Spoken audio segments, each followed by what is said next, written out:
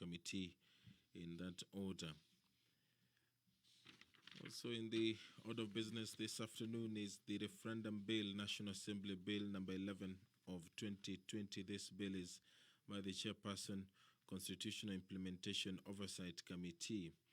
The principal object of the bill is to provide for the procedure of the approval of an amendment to the Constitution by referendum, the conduct of a referendum petitions, and consequential amendments to the Elections Act number 24 of 2011, which currently provide for the conduct of a referendum. There will also be a motion by the leader of the majority party on the alteration of the calendar of the House, as well as a motion by the Honorable Member for Nyeri Town, Honorable Ngunjiri Wambugu, on the establishment of an ad hoc committee on COVID-19 prevention, response, and management. If you're just joining us, these are live proceedings of the National Assembly on a day that the House has resumed sittings from a month-long recess. The Speaker of the National Assembly, Honorable Justin Muturi, has accessed your chambers, and now I will hand you over for this live broadcast available on Bunge TV and YouTube, as well as KBC Channel 1. Good afternoon. Let us pray. Almighty God, who in your wisdom and goodness have appointed the office of leaders and parliaments for the welfare of society and the just government of the people, we beseech you to behold with your abundant favor us, your servants, whom you've been pleased to call to the performance of important trusts in this republic. Let your blessings descend upon us here assembled, and grant that we treat and consider all matters that shall come under deliberation in so just and faithful a manner as to promote your honor and glory, and to advance the peace, prosperity, and welfare of our country and of those whose interests were committed to our church. Amen.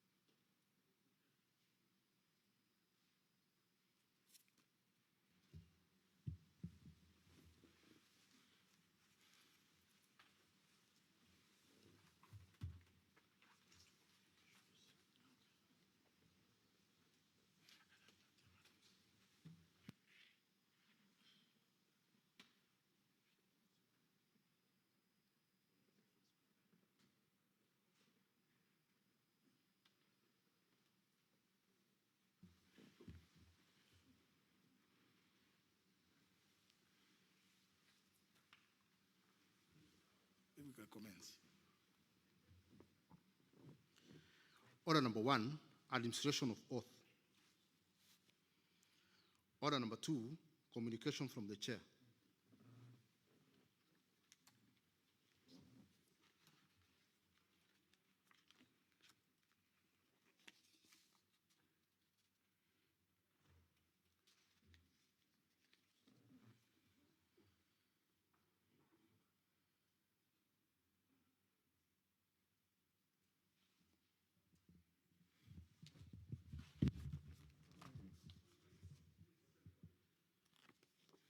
Honourable members,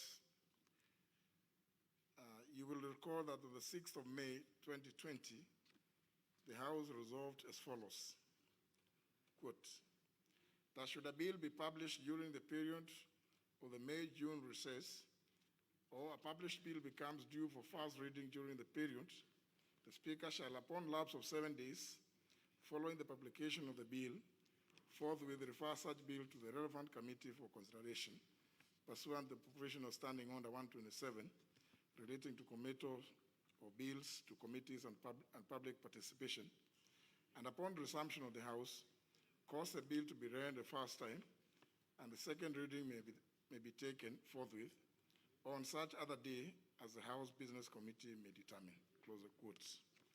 In this regard, honourable members, I wish to report to the House that the referendum bill, National Assembly Bill number 11 of 2020, was published on the 8th of May 2020.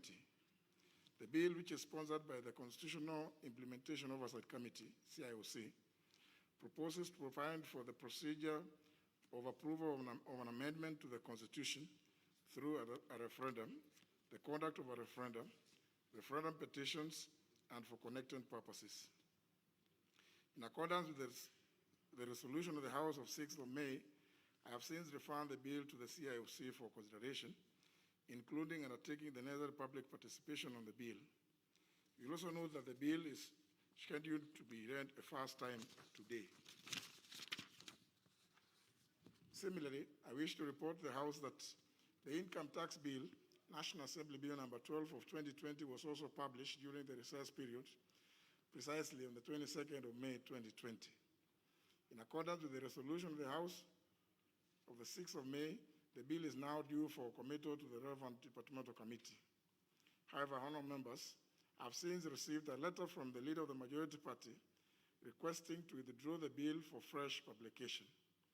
In his letter, the leader of the majority party explains that the bill was published in the form in which it was received from the National Treasury in early March 2020, and part of its proposals have since been overtaken by events following the enactment of the Tax Laws Amendment Act 2020. The leader of the majority party, for instance, cites the reduction of the corporate tax as well as the top rate of pay as you earn from 30% to 20% and 25% respectively, which were contained in the Tax Laws Amendment Act 2020, and which the newly published Income Tax Bill 2020 seems to inadvertently reversing. Honourable members, standing under 140 provides as follows, and I quote, clause 1, either before the commencement of business or on the under paper of the day for any stage of a bill being read, the member in charge of a bill may, without notice, claim to withdraw a bill. Clause 2. If the Speaker is of opinion that the claim is not an abuse of the proceedings of the House, the Speaker shall direct that the bill shall be withdrawn. Close the quotes. In this regard, honourable members, the Income Tax Bill, National Assembly Bill number 12 for 2020, hereby stands withdrawn. Honourable members, the leader of the majority party indicates that he wishes to reintroduce the bill within the session after addressing the issues he has cited, a request that I have acceded to. Noting that there are further amendments proposed to be made to the Income Tax Act in the Finance Bill 2020, which is scheduled to be passed by the end of this month, it would be only prudent to undertake the publication of the Income Tax Bill 2020 after the enactment of the Finance Bill 2020. The House is thus accordingly advised. Maybe the members who can take your seats.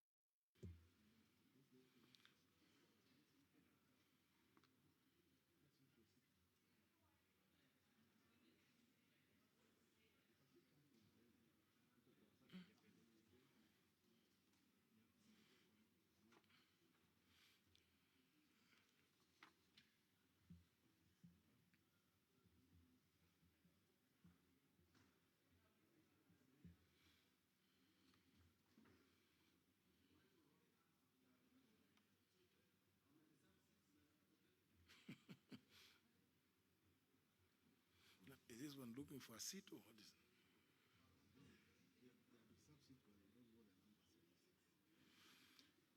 Now this member who is just walking all over. What is the problem?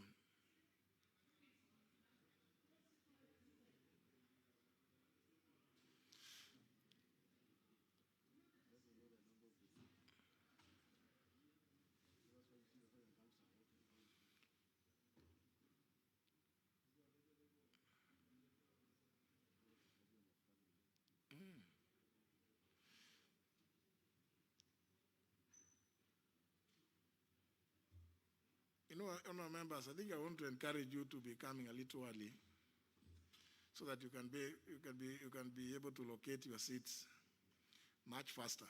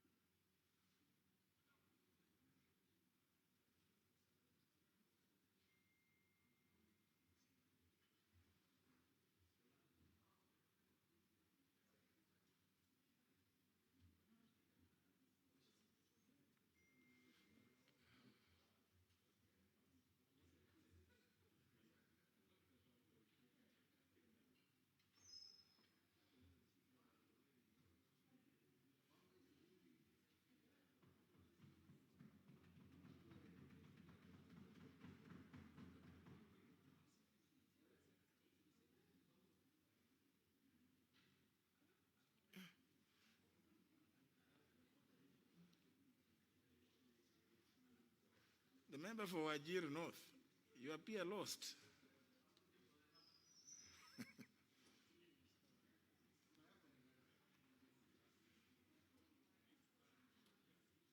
I think those of you who appear to be lost, why don't you just freeze? We continue with business.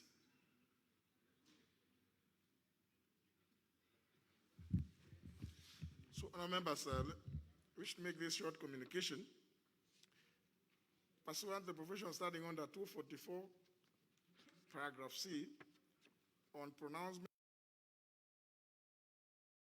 of budget highlights and revenue-raising measures, the Cabinet Secretary responsible for finance is required to make public pronouncements of the budget policy highlights and revenue-raising measures for the national government in the National Assembly as contemplated under the Public Finance Management Act.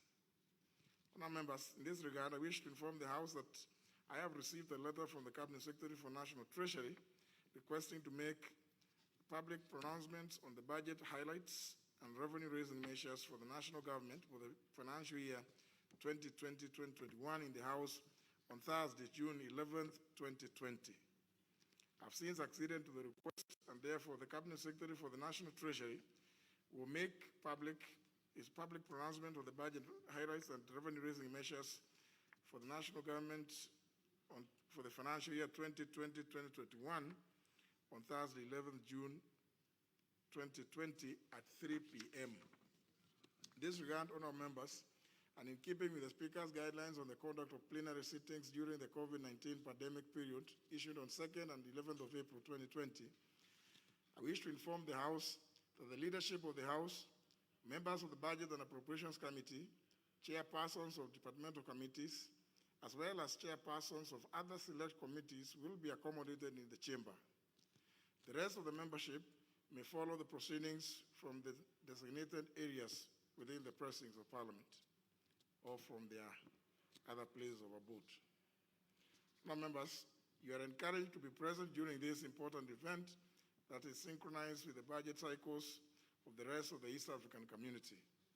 The budget highlights will focus mainly on ways and means of financing the budget for 2020-2021 and in the medium term, prior to the House concluding the Committee of Supply. I thank you, honourable members.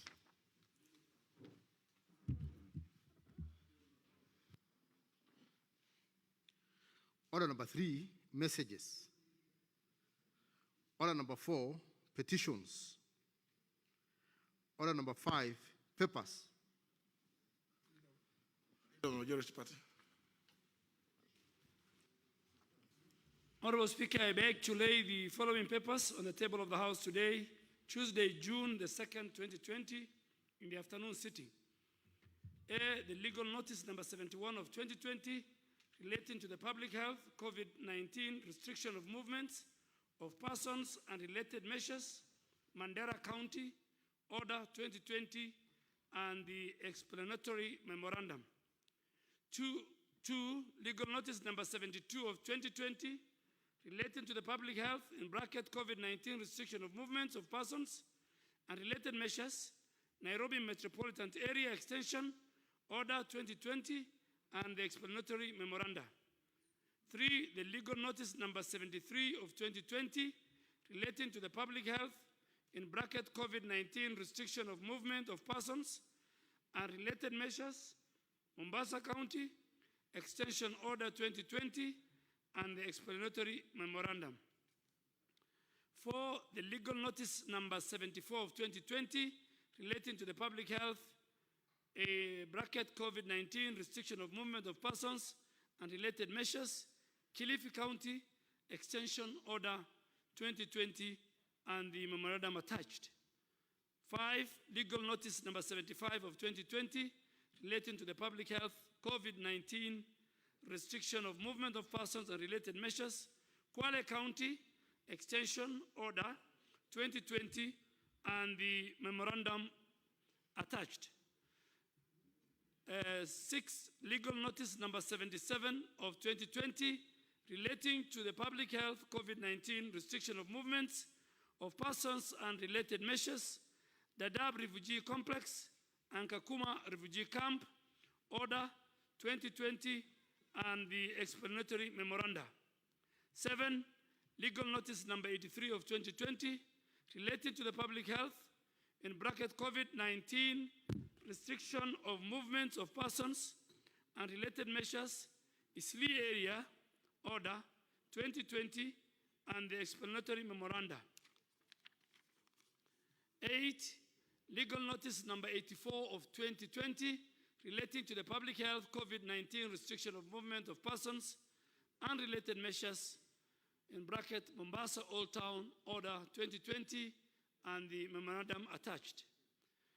Items A to H, Mr. Speaker, that I have read will go to delegated legislation, as you have directed usually. 9, bilateral service agreement between the Republic of Kenya and Russian Federation and the explanatory memorandum. H, and this should be referred to the Transport and Public Works Housing Committee. 10, reports to Parliament of all new loans contracted by the government of Kenya from September 1st, 2019 to 30th April 2020, and this will go to the Budget and Appropriation Committee. 11, the annual performance report for the financial year 2018-2019 from the Ministry of Industrialization, Trade and Enterprise Development pursuant to Article 153, subsection 4A and E and B of the Constitution, to be referred to the Committee of Trade and Cooperatives. 12, the quarterly economic and budgetary review report in the 2019-2020 financial year for the period ending on 31st March 2020, to be referred to the Budget and Appropriation Committee. 12, the biannual report for the Commission on Administrative Justice for the period January to June of 2019 and July to December of 2019, to be referred to JLAC. And finally, Mr. Speaker, list of nominees to 41 National Government Constituency Development Fund committees from the National Government Constituency Development Fund Board for the following constituencies: Garsen, Kabondo Kasipul, Turkana West, Balambala, Eldas, Gatanga, Homa Bay Town, Kilgoris, Malindi, Madare, Mboni, Nambale, Westlands, Bahati, Bamachoge Chache, Isugu, Machakos Town, Mandera East, Matuga, Rongai, Vihiga, Hamisi, Keses, Kiamba, Kikuyu, Lari, Nakuru Town West, Rabai, Suba North, Tharaka, Voi, Baringo Central, Jomvu, Kiminini, Kisumu West, Kurusoi South, Laikipia East, Samburu East, Sirisia, Tindret, and Uriri, Mr. Speaker. Thank you.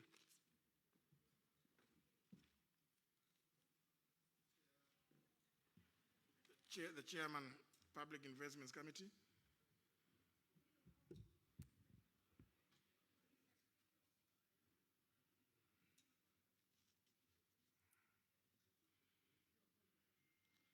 Honorable Speaker, I beg to lay the following paper on the table of the House today, Tuesday, June 2nd, 2020. A report on consideration of the Special Audit Report on procurement of the Pre-Export Verification of Conformity, PVOC, to standard service for used motor vehicles, mobile equipment, and used spare parts by the Kenya Bureau of Standards. Well. Next one.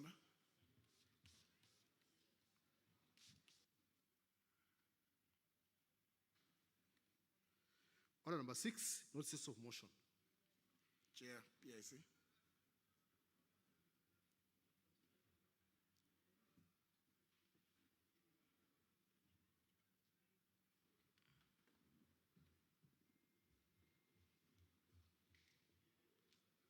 Thank you, Mr. Speaker. Honorable Speaker, I beg to give notice of the following motion: that the House adopts the report on consideration of the Special Audit Report on procurement of pre-export verification of conformity to standard services for used motor vehicles, mobile equipment, and used spare parts by the Kenya Bureau of Standards, laid on the table of the House today on Tuesday, June 2nd, 2020. Yes, Leader Majority. Honorable Speaker, I beg to give notice of the following motion: that pursuant to the provision of Standing Order 28, subsection 4, this House resolves to further alter its calendar, in bracket regular sessions, for the fourth session 2020, as amended on Tuesday, April 14th, 2020, and resolves to: A, suspend its sittings of Wednesday morning and afternoon during the month of June 2020, and the sitting of July 1st, 2020. And B, hold sittings during the month of June 2020 as follows: Roman 1, morning and afternoon sittings on Tuesday of 9th, 16th, 23rd, and 30th June 2020, beginning at 10 a.m. and 2:30 p.m. respectively. And Roman 2, afternoon sittings on Thursdays of 4th, 11th, 18th, and 25th June 2020 at 2:30 p.m. And C, hold a sitting on Thursday, 2nd July 2020 at 2:30 p.m. Chair, National Government Constituency Development Fund.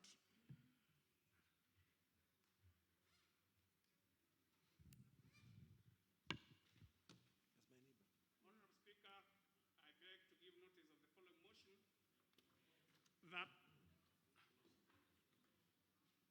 I move closer. I don't know whether I'm in the right distance. I can repeat. Honorable Speaker, I beg to give notice of the following motion: that pursuant to the provisions of Section 43(4) and Regulations 510 of the National Government Constituency Development Fund 2015, this House approves the list of nominees for the appointment to the following 41 constituency committees of the National Government Constituency Development Fund, laid on the table of the House on Tuesday, June the 2nd, 2020. Gariseni, Kabondo Kasipul, Turkana West, Balambala, Erodas, Gatanga, Homa Bay Town, Kirugoris, Malindi, Madare, Boni, Nambale, Westlands, Bahati, Bomachoge, Chache, Gishugu, Machakos Town, Mandera East, Matuga, Rongai, Vihiga, Hamisi, Keses, Kiamba, Kikuyu, Lari, Nakuru Town West, Rabai, Suba North, Tharaka, Voi, Baringo Central, Jomvu, Kiminini, Kisumu West, Kuresoi South, Laikipia East, Samburu East, Sirisia, Tinderet, and Uriri. Thank you. Rule. Order number 7, questions and statements. Member for Mvita.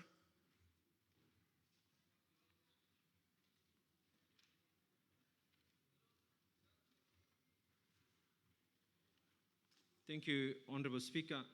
Honorable Speaker, pursuant to Standing Order number 44-2C, I wish to make a statement regarding government directive compelling all operators to have cargo for local market and transit to the hinterland by rail through the standard gauge railway to the newly established Naivasha Inland Container Depot, NICD, for your guidance on the best approach to handle the matter. Honorable Speaker, last year, all government agencies and departments and all other operators were directed to transport all their cargo from the port of Mombasa through the standard gauge railway, a matter which I raised in this House, and you gave directions to be investigated by the relevant committee and report. The findings were that the said directive published on 6th of August 2019 was suspended, a position that has also been confirmed by the ministry, as this is a matter of national interest. Honorable Speaker, on May 26, 2020, the government through KRA notified all cargo operators at the port of Mombasa, who includes partner states of Uganda and Rwanda. The KRA has commenced movement of transit cargo from the port of Mombasa to the newly established Naivasha Inland Container Depot as from 1st of June 2020. The reasons given are that there is need to decongest the port of Mombasa, improve efficiency of the facility, and further, Mr. Speaker, to contain the COVID-19 pandemic. This means that all owners of cargo, both private and public, as well as clearing agents, will clear and collect their cargo at the Naivasha depot, as a list of cargo has already been transferred to this facility.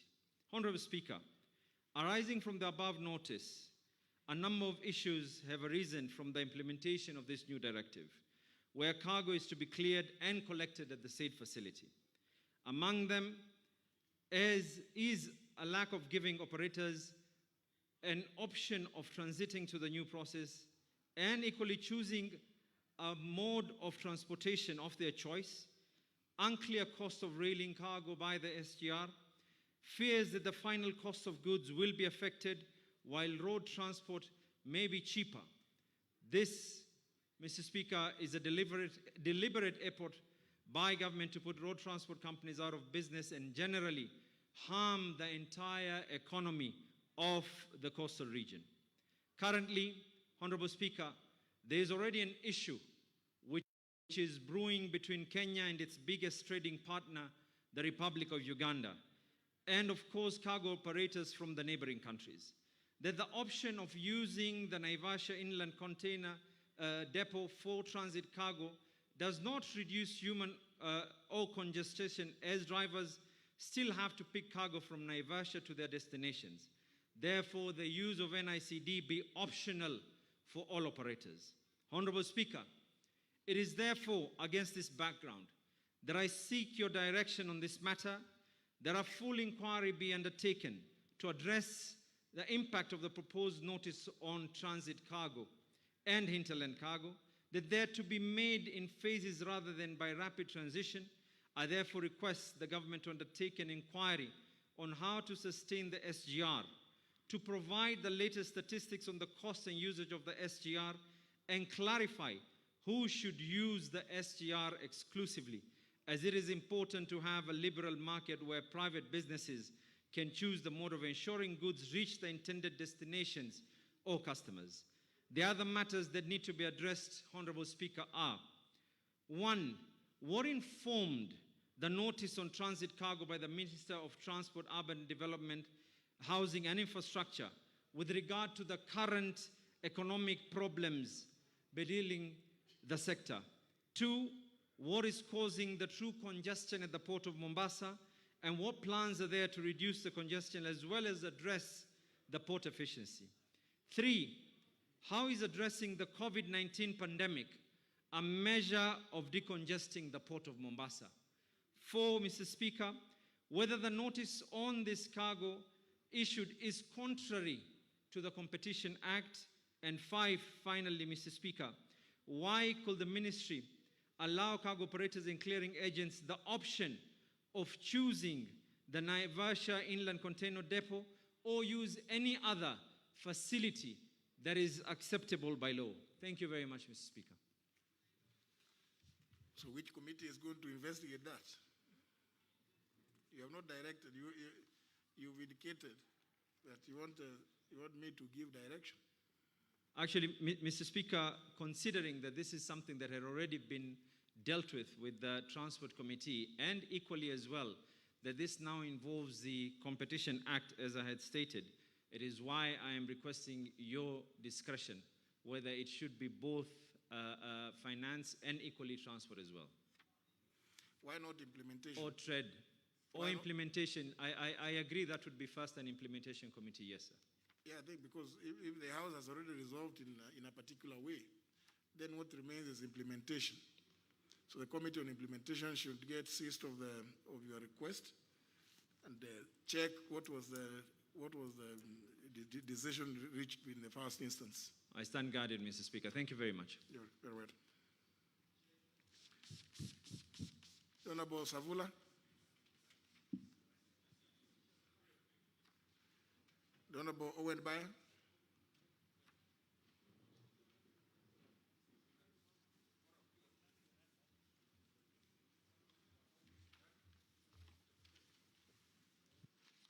Thank you very much, Honorable Speaker. Honorable Speaker, pursuant to Standing Order 44.2c, I wish to request for a statement for the Chairperson of the Departmental Committee on Finance and National Planning regarding curfew and inter-county cessation of movement, the partial lockdown in the country. Honorable Speaker, the certain regions of the country, among them Nairobi, Mombasa, Kilifi, and Kwale, have not only been put under curfew, but also cessation of movement. The people in the coastal counties are bearing more economic and life disruptions than any other parts of the country and therefore require more governmental relief interventions. Honorable Speaker, it is against this backdrop that I seek a statement from the Chairperson of the Departmental Committee on Finance and National Planning on the following. 1. What measures has the relevant ministry put in place to mitigate against the economic disruptions caused by the curfew and cessation of movement in Kilifi County? What relief food program has the government put in place to ensure that the people of Kilifi do not starve to death? What special assistance has the national government put in place to cushion the county government of Kilifi in managing the medical supplies and personnel? What special program has the national government put in place to cushion the workers who are laid off in the tourism and hotel industries in Kilifi County? And lastly, how much money was allocated to the county government of Kilifi for the fight against the COVID-19 pandemic? I thank you, Honorable Speaker. I don't seem to see the Chair of Finance, the Honorable Limo. The request will be forwarded to the committee via the Office of the Leader Majority. Now it's well over 30 minutes since the House resumed, and therefore, Sergeant at Arms, you allow any member who desires to come into the chamber, including the Honorable Owen Bayer, if he desires to remain in the chamber.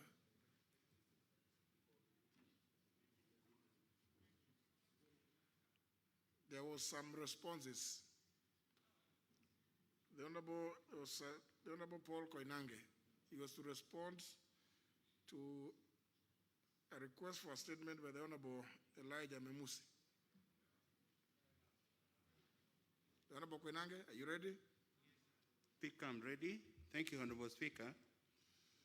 Honorable Speaker, I wish to make the following statement on the movement of the people and livestock across the Kenya-Tanzania-Namanga border point.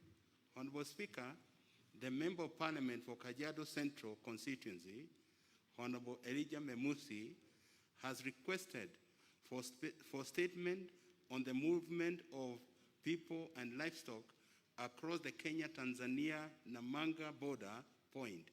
He particularly sought to be informed on, 1, the step the government is putting in place to contain crossing of people and livestock across the Kenya-Tanzania border points, especially at Namanga border point during this pandemic.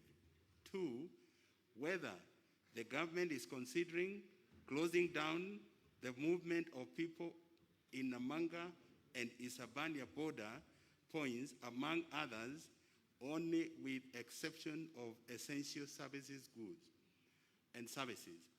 Yeah, Honorable Speaker, I wish to state as follows. The government has employed the following measures to contain crossing of people and livestock across the Kenya-Tanzania border points during this pandemic period. 1, cessation of all movement of persons in and out of country except returning citizens who must undergo mandatory 14 days quarantine and test for COVID-19. 2, transporters of cargo must undergo mandatory testing for COVID-19 and produce a certificate to allow them enter the country. And thirdly, all the livestock markets across the country have been closed. Honorable Speaker, as stated above, the government has issued directive of cessation of movement across the borders, except for drivers of essential goods. These include the Namanga and Esabania borders points. Thank you, Honorable Speaker. Honorable Memusi.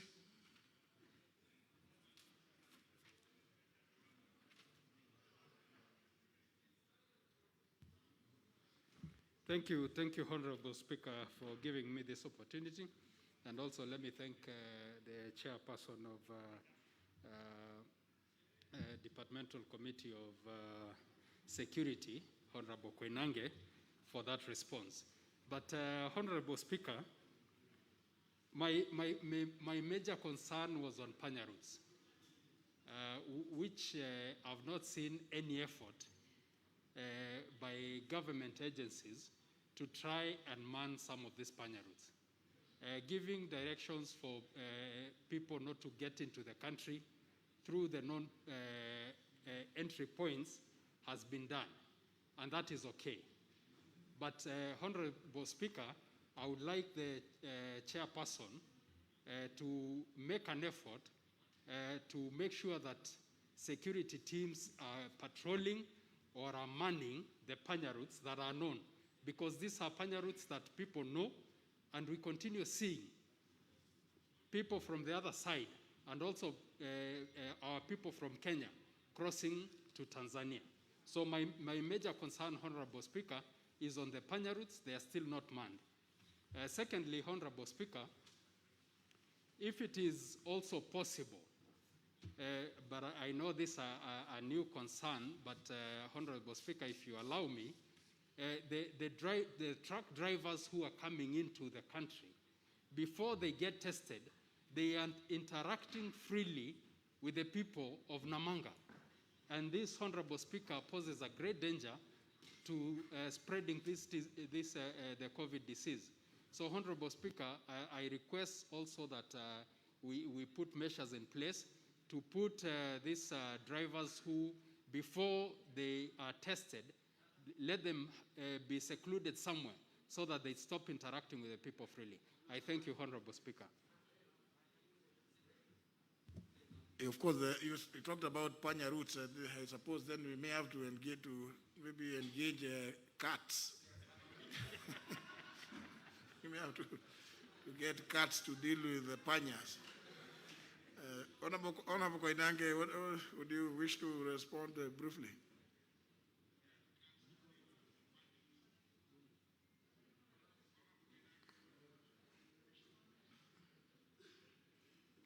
Yeah, thank you, Honorable Speaker. And as you may recall, Honorable Speaker, some time back, we also wanted to visit that area in Namanga because we are also very concerned. And Honorable Speaker, I want to assure Honorable Memusi that we are going to sit and see what we can do about the panya route. And of course, the drivers who are coming from Tanzania to Kenya, make sure that they are tested before they interact. Of course, it's very difficult to stop that, but we'll see what he can do. Thank you, Honorable Speaker. What's your point? But you have not put on intervention, Honorable Mbui.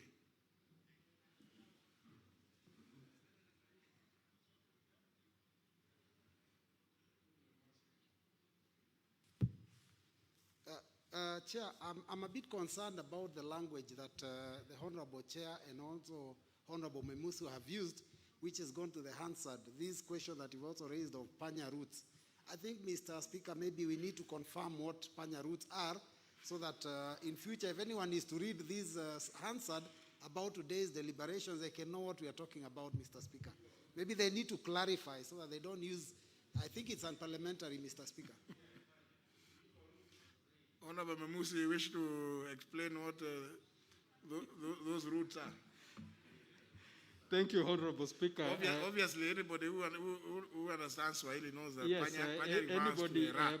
but just for record purposes, Honorable Speaker, these are informal routes that are used, Honorable Speaker. I thank you. Yes, many definitions are being given, illegal routes, informal routes. Yes, I think we get the point, Honorable Speaker.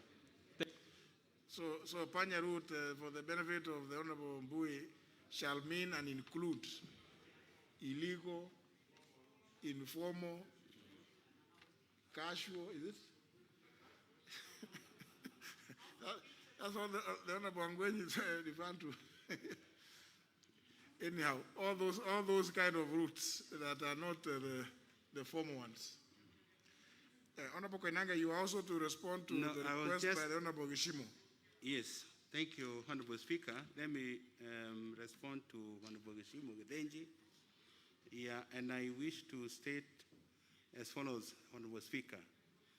The Member of Parliament for Geshogo constituency, Honorable Geshimo Gedenji, has requested for statement on the state of welfare of the village elders, block leaders, and Nyumba Kumi leaders from during the COVID-19 pandemic.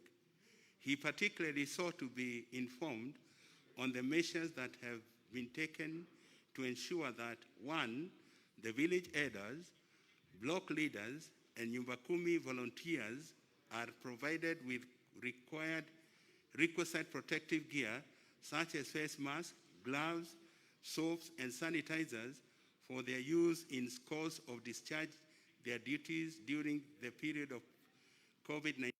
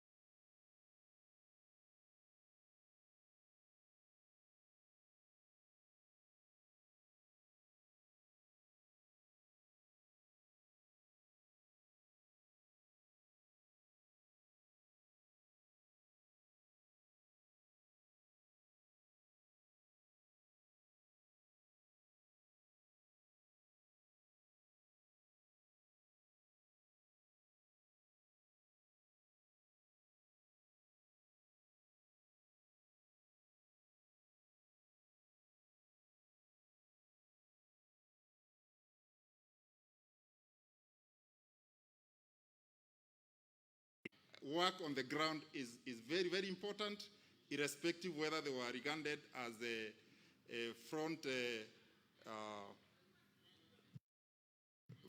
people or whatever, frontline workers. In fact, then it begs the question whether the government still requires to utilize these people going forward for all other communications and the works on the ground. However, Mr. Speaker, I also note that there was a motion in this parliament, and I believe there's a high time that probably I or any other person may have come with a law that also protects these people. Thank you, Mr. Speaker, and at least I have something to respond to my people. Very well. What budget for what? No, there's one. Thank you, Mr. Speaker. Mr. Speaker, the elders and the Nyumbakumi people they provide a very important service in this country on the matters of security, on the matters of the welfare of the people. Mr. Speaker, I call upon this House to provide in the budget, this coming budget, some money, some payments to these people.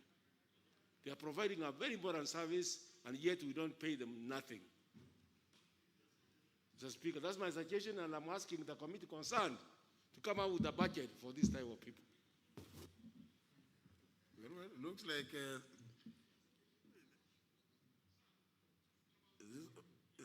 is this Oboko Milemba? You know, yes, and yes, Honorable Oboko Milemba.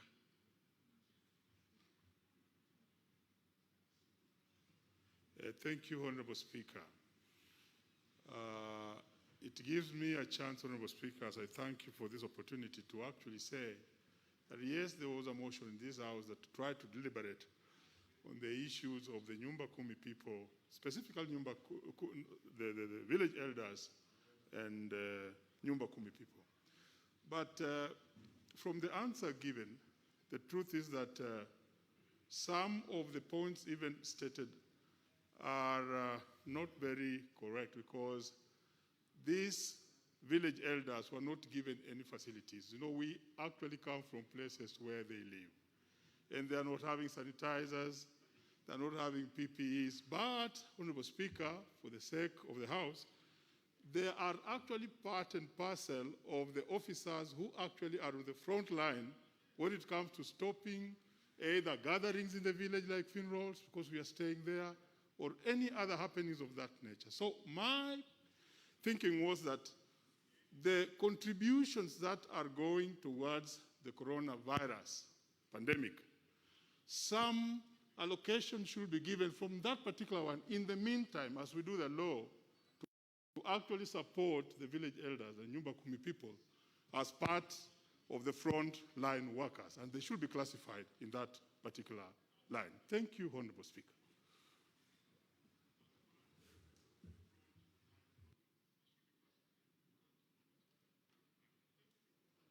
Who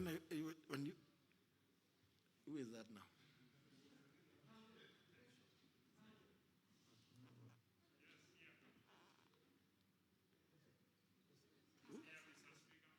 Honorable Bukose. Very well. Thank you, Honorable Speaker. Honorable Speaker, the Nyumbakumi, the elders in the village, they're actually frontline workers in as far as this COVID-19 issue is concerned, because what happens is that they are the first people to report who is the stranger within that village. And they are the ones who will be able to inquire where this person has come from, and even take the first history of where this person has come from, and if it is a risk to the community. Because what we now know is that this is a disease that is foreign. It came through the aircraft, it landed in our country, and it has been spread within the community. So I think it will be important, Chair, Chair Internal Security, National Security, to see how these Nyumba Kumi elders can be incorporated in this fight against the COVID-19. Because if we are to improve on our preventive measures, this is actually a critical area that we need to be able to control so that we can be able to control this disease. In as far as even in my constituency is concerned, we've actually used them to be the ones who are distributing even the hand sanitizers. Or when we get even the masks, we are using them to be able to distribute to the community. And they are the ones who will even know who is sick and who is not sick. So I think it's an area that as a parliament, let's give them some support. If they can be given some facilitation, they just need facilitation during this time, then they can be a critical area within the fight against the COVID-19. Thank you, Honorable Speaker. Now, there's some other consideration. Thank you very much, Honorable Speaker. No, members, remember, there is not debate. The answer from Honorable... There is a motion which is on the order paper, and I'm sure during debate on that one, a lot of these issues you are saying about village elders and others could very well be covered. If we go to discuss that, debate that motion. Thank you very much, Honorable Speaker. The answer from Honorable Paul Koinange is not satisfactory, Honorable Speaker, because there is a COVID-19 fund, which of course this House did not give itemized budget. And Nyumba Kumi people and elders, Honorable Speaker, during this time of cessation of movement, are the ones that identify strangers who have moved from areas that there is cessation of movement, probably from Nairobi to Narok to other areas, Honorable Speaker, and they come into contact with them. Honorable Speaker, we also have 200 million that have been set aside to cushion the poor, vulnerable persons with disability, Honorable Speaker. We have used the Nyumba Kumi elders to identify this particular group. We have used in this cash transfer and cushioning to identify this group. Honorable Speaker, they are at risk. We can classify them as a house as essential services, because if they have to go to every house to go and do the identification of the vulnerable people that will benefit from cash transfer, if they are the ones that come into contact with those who have moved from areas of epicenters of COVID-19, Honorable Speaker, they are at risk. And since we did not itemize the COVID-19 fund, then it is the duty of Paul Konange and the Interior Security Ministry to make sure that they are given at least something to cater for the work they are doing. Thank you very much, Honorable Speaker. Honourable members, I'm sure you know me. When I tell you this is not business, this is not business. And I'm sure, because there are so many of you who want to contribute to this, why don't you just wait to get to the motion appearing as order number 11? Because what you are saying would go a long way to enrich this motion. So that what you are saying is not lost, because you are just reacting to a statement. But I'm sure if you address this when you are debating the motion, it will fit in very well. I'm not saying that you don't discuss about village elders and other villagers, but you just put it in that motion. I think it will enrich it. The Honorable Manso. Thank you, Mr. Speaker. Mr. Speaker, pursuant to Standing Order 43, I wish to make a statement regarding the sad demise of the Honorable Peter Lee Nyamasio Keilu, Elder of Bani Spear, a former Member of Parliament for Makueni constituency, which occurred on Tuesday, 19th May 2020. Honorable Speaker, the late Honorable Peter Keilu was an accomplished scholar, being a holder of bachelor's degree in government and sociology from the University of Nairobi, and several certificates on public policy, governance, and administration from various institutions, including the Kenya School of Government, formerly the Kenya Institute of Administration, University of Birmingham in the United Kingdom, Harvard University, the J.F. Kennedy School of Government in the United States of America, the Galilee International Management Institute in Israel, among others. Honorable Speaker, before successfully contesting as a member of Parliament for Makueni constituency in 2007, the late Honorable Peter Kiilu was a dedicated public administrator. Following his graduation from the University of Nairobi, Peter briefly taught at a local village secondary school before he joined the public service, where he served as a district officer, DO, from 1977 to 1983, and a district officer.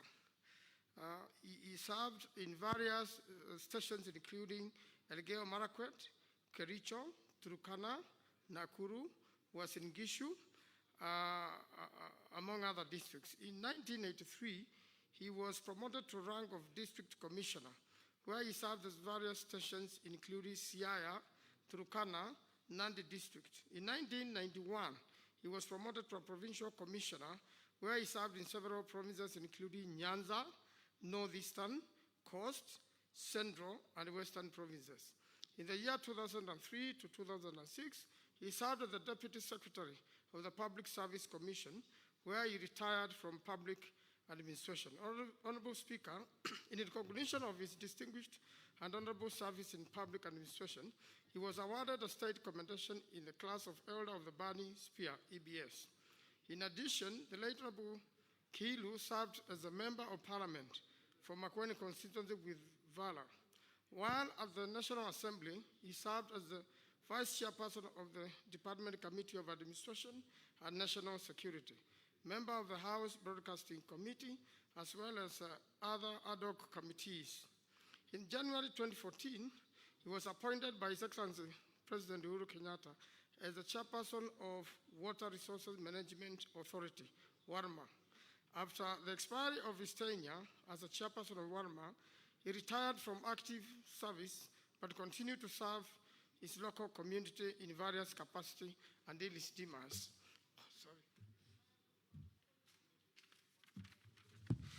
Honorable Speaker, I wish to take this opportunity on my behalf and that of the people of Makueni constituency to convey my deepest condolences to the family and the friends of the late Honorable Peter Kiilu. May his soul rest in eternal peace. Thank you, Mr. Speaker. Very well. Honorable David Ochieng. Thank you so much, Mr. Speaker. Mr. Speaker, I rise on Standing Order number 1, Standing Orders 172, 173 through to 176. Mr. Speaker, on the 29th of last month, I received a letter from the Office of the Minority Whip, which letter purported to communicate the intention of the minority side of this House, what was referred to as the Minority Parliamentary Group, to discharge me from the Committee of Health of this House, Mr. Speaker. Mr. Speaker, I want you to allow me to request you to make a ruling on this letter I received, because I don't know how to respond to it, largely because I don't belong to the minority side or the majority side. I don't belong to NASA, neither do I belong to Jubilee. Mr. Speaker, this was something that was well publicized, and so the neck of the party that I belong to has been wondering, did David Ochieng enter a secret agreement with NASA in the House?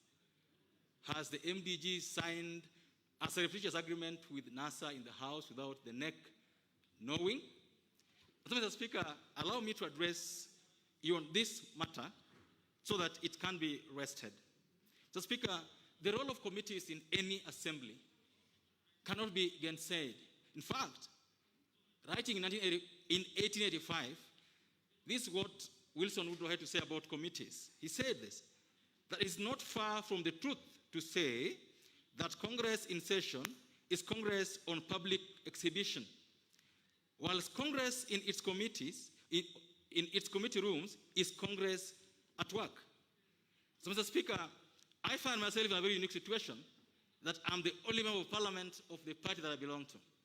And so the issue arises whether being the only member of parliament and therefore belonging to a party that would not be referred to legally as a parliamentary party, do I belong to any committee? Can I be allocated a committee, Mr. Speaker? Mr. Speaker, when this communication was made to me, there was a live broadcast where the minority leader of the minority whip in this house alleged that I went to his office and begged for a committee from him. So, Speaker, there is a procedure in this house for nominating members and allocating members to committees. This procedure, Mr. Speaker, is captured under Standing Orders 172 through to 176. So, Speaker, no member of parliament, whether the majority leader or the minority, can allocate another member committee. No. It's a process that culminates into approval by this house. In fact, you can't remember, even if the committee of selection allowed you to be in a committee, that must be approved by this house. And so I've always believed that my membership in the health committee was a membership that was appointed by this house, not by an individual, at least not through begging. I want to say it beforehand that if my belonging to the health committee is because the ODM party or anybody donated it to me, I reject it. I don't want it. I don't deserve it. Because this house has rules. And Mr. Speaker, as regards small parties, this is what Standing Order 174(2) says. That despite paragraph 1, a member belonging to a party other than a parliamentary party or independent member may be nominated to serve in a select committee, and the allocation of membership of select committees shall be as nearly as practicable proportional to the number of members belonging to such parties and independent members. Mr. Speaker, Standing Order 174(2) basically breathes life into the standing orders what the Constitution says. Article 10 of the Constitution, Mr. Speaker, is very clear about the governing principles, our values: inclusivity, equity, equality, non-discrimination, taking care of marginalized groups.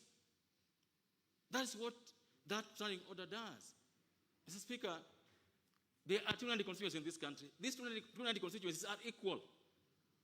And so if we know the reason committees are there, and all of us know that most of the work of Parliament does happens in the committee, is it possible, for example, Mr. Speaker, for the minority side to say that because that is one member of Parliament from a region where we control, he can't belong to a committee unless he talks to us?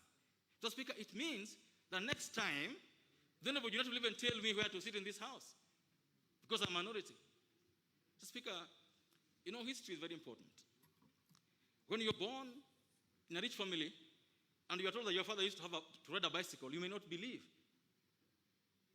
In 1996-7, a man we respect so much, the Enigma, Baba, was the only member of his party in this house, only member of NDP in this house, and he was in a committee. In the ensuing elections in 1997, he came back with more than 20 members in his party. So I want to ask you that beware what we wish for. Because I could be one member in my party today, but tomorrow Sona East could go to MDG. So, Speaker, how did I end up in the Health Committee? After the elections by-elections in last year, Mr. Speaker, I came to your office to inquire on how I get to a committee. And consultation with yourself and the majority leader, Mr. Speaker, it was agreed that because it will be untidy at that time to open up all committee memberships, Mr. Speaker, I will replace the member that I replaced in my constituency in the Health Committee, not as a donation from any party, but pursuant to Standing Order 174(2). Mr. Speaker, the question then begs, can the minority group, which I don't belong to, purport to discharge my membership of the Health Committee? MDG has never signed a coalition agreement with NASA. We don't affiliate with them. Mr. Speaker, for the last 1 year I've been in this house, and there's no single day where I've seen either the minority whip or the minority leader coming to me where I sit to whip me or to tell me what to do, because they know I don't belong to their party. And so, Mr. Speaker, I don't understand. I know that at this period in time, there is excitement about trying to link me with William Ruto, something that I've done in the campaigns in Kenya so many times. Mr. Speaker, you can do that in the public domain. You are allowed, but you cannot do it to willy-nilly break the law. Mr. Speaker, I would therefore request, Mr. Speaker, your ruling on the following, to cut it to the chase. Mr. Speaker, one, whether in view of Articles 10 and 97 of the Constitution, a member of the National Assembly can be excluded from allocation and serving in committees of the Assembly because they belong to an unparliamentary party. Number two, whether, in view of the provisions of Standing Order number 174-2, a member of Parliament belonging to an unparliamentary party is entitled to allocations and to serve in a select committee. Three, whether in view of the provisions of Standing Order 174-2, a member of Parliament belonging to an parliamentary party must caucus with or affiliate himself or herself with the majority to minority parties to get allocated to serve in a select committee. Speaker, number four, whether the allocation and service of myself in the Health Committee is a donation by the minority coalition where my party, MDG, is neither a member nor affiliated to the minority coalition. Five, whether the minority coalition can discharge me from the membership of the Health Committee. And finally, Mr. Speaker, whether the Committee on Selection has acted equitably in allocating me to serve in only one select committee, while other members of Parliament serve in up to 3 committees. Mr. Speaker, I believe that your termination of this matter, Mr. Speaker, will set the record straight and will, in a way, set the rules clear for the future. I thank you, Mr. Speaker. Now, the Honorable Leader of the Minority Party. Thank you, Mr. Speaker. Mr. Speaker, the issue that Honorable Chieng has raised is weighty and fundamental, and I think it goes to the core of Article 2 of the Constitution of this country. Article 4, Chapter 2 of the Constitution. Mr. Speaker, it's clear in the Constitution that Kenya shall be a multi-party democracy, and therefore we are at liberty to choose, to make conscious decisions and choices to belong to any party without any coercion whatsoever. And Mr. Speaker, it's on record and clear, as Honorable Chieng has said, that he made a choice to be in the party MDG. And Mr. Speaker, we have no quarrel with that. I just want to also confirm, Mr. Speaker, that MDG is not an affiliate of NASA coalition, neither is it related to ODM in whichever way. As a matter of fact, we were in competition in Uganda. But Mr. Speaker, Standing Order 174, 1 says that in nominating members to serve on a select committee, the Committee on Selection shall ensure that the membership of each committee reflects the relative majorities of seats held by each of the parliamentary parties in the National Assembly. Mr. Speaker, it's obvious that Honorable Chieng's party is not a parliamentary party. It's actually a one-member party in this House. And so, definitely, this provision would leave him out. But Mr. Speaker, it's again true that what he has read regarding Standing Order 174-2, that a member who does not belong to a parliamentary party, because again, the members of parliament are supposed to provide oversight, and you can provide oversight only through committees, that he can be accommodated.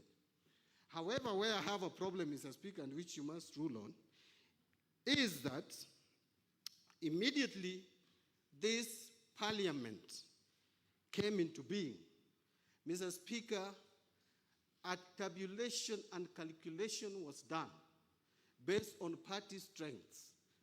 And in all committees of parliament, all the departmental committees and other select committees, we agreed on the membership, demography, how many slots were for Jubilee and how many slots were for NASA coalition.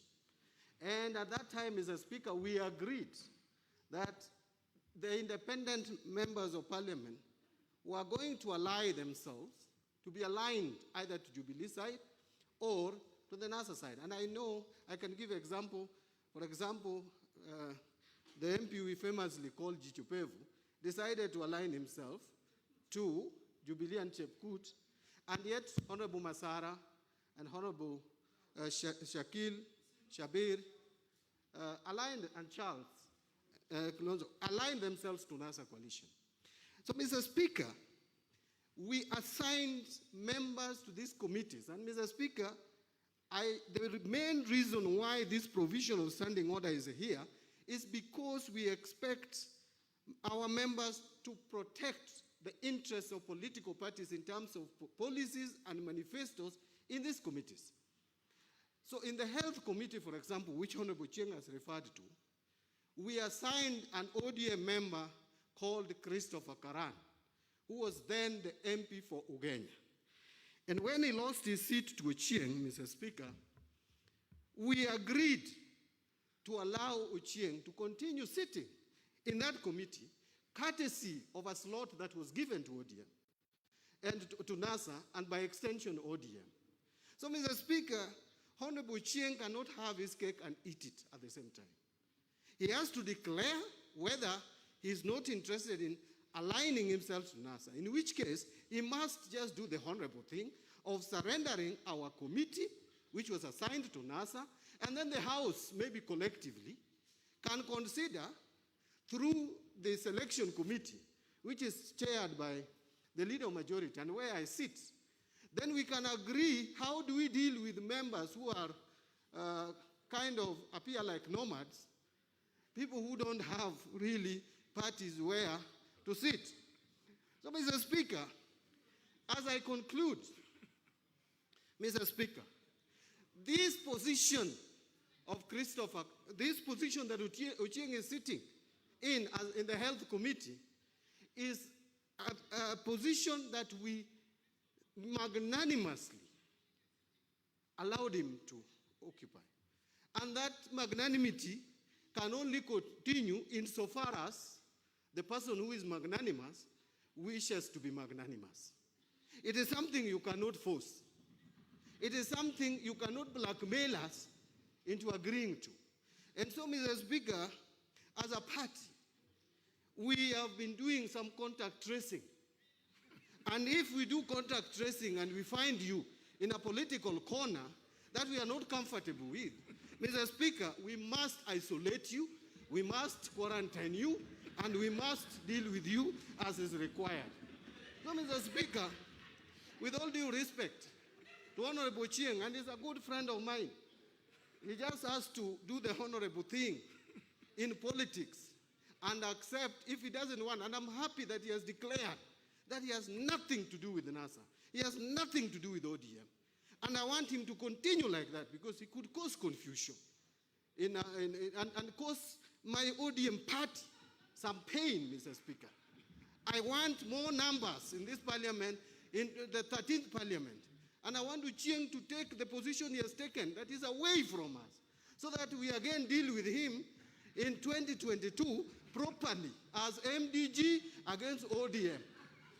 And I will lead the party again. I know he succeeded in defeating my party this time, but I'm organizing myself better, Mr. Speaker, as the chairman of ODM to face him head on in 2022. And it should start today, but I would ask him kindly just respond by resigning, leaving our seat, and then we will consider you as a selection committee for any committee that we may find available for you. Thank you, Mr. Speaker. What is this contact tracing?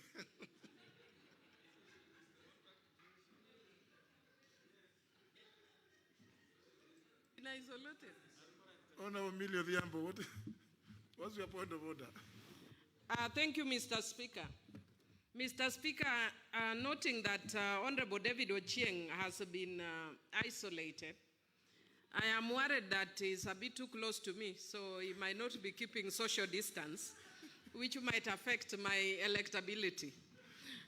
But having said that, Mr. Speaker, I want to just say, really, having listened to Honorable Ochieng, we are a house of rules, we are a house of procedure, but we are also a house that adheres to the Constitution. The issues that Honorable Ochieng have raised are very pertinent. But as a lawyer, and I'm sure from what is read and what Honorable Mbadi has read, he knows that he's actually standing on stilts. That there is no constitutional provision or, I mean not constitutional rather, but our standing order does not support his position. Because as one man member of a party, he actually does not qualify. By his own words, he's actually said that it is unfair that he's a member with one, even though he's in one party member, he only qualifies to be in one committee, which is health, when other members have 2 or 3 committees. Most of them are actually in the Jubilee Party because of their strength. I am in minority party and I'm only in budget. So really, if that is the procedure, my party couldn't have worked so hard to get so many seats, and is in health and I'm only in budget. It would only be fair that he lets go of health so that it is given to me, so that it shows that I am minority and not so that is actually in a single party. But having said that, Mr. Speaker, I think the pertinent issues that are being raised from an equality and equity perspective and representation, I think we need to amend our standing orders so that people don't serve at the mercy of majority or minority. Let us as a house going forward make provision. I know Honorable Duale is saying no way, but let us make provision for the reality that they are actually members who have come in as independent members. And how are they serving? Even if they are going to serve in half a committee, to acknowledge that they are serving, let them serve in half a committee. But just to recognize that they are also representing their constituencies. It may not be now, and I know, Mr. Speaker, that is not something my chairman would be keen on supporting, but it is actually what is in the Constitution, that we need to observe human rights and the rule of law on issues of representation. But unfortunately, the law as it is does not support that position, and hence, Ochieng's very elaborate, Honorable Ochieng's very elaborate plea is actually not anchored currently in law. So let him release health and give it to me, Mr. Speaker. Thank you, my good friend Ochieng, but that is the reality when you are not in either majority or minority party. Leader majority. Mr. Speaker, this matter is very weighty. And I think it's one of the times that this House will look at you to make a decision. Because, Mr. Speaker, our system is presidential system. And both in the Constitution and the standing orders, it recognizes the majority and the minority. It recognizes who is a parliamentary party and who is not a parliamentary party. And the threshold for being a parliamentary party is also stipulated in law. So one, Honorable Ochieng's party is not minority. Neither is it majority. Neither is it a parliamentary party. And when we started this session, not only this session, Mr. Speaker, even the 11th Parliament, the independent members of Parliament and members from small parties were coalescing around either the majority or the minority. We have a number, we have about 18 independents in this House. And based on the regions they come from, they align themselves, or because of other reasons, they align themselves to certain, either the minority or the majority. The NASA coalition was a coalition. Jubilee has a coalition. Jubilee and its small party affiliate and independents. But Mr. Speaker, so Honorable Ocheng, in my opinion now, we need a guidance, a communication that will be used by even future parliaments if we still live in this presidential system. Why am I saying so? The function of a member of parliament in the constitution is to legislate, to oversight, and to represent. So, outside our parties, he must legislate, he must represent. And I think this kind of a matter arose in the 10th parliament, I'm sure if we go back to history. But now, we are under a new, different dispensation. And I'm sure, apart from Honorable Ocheng, and we have been very good to him. In fact, when he won, we sat with the minority leadership and myself, and we said, okay, the only seat available around here is a seat of our brother Christopher Karan. I mean, Honorable Chair wanted to go to legal committee. We told him, you have no space. So I think the best thing for now is, because this is the season for contact tracing, this is the season for quarantine and isolation, and the weather is not, and social distancing, and the weatherman, what he's predicting politically doesn't look favorable.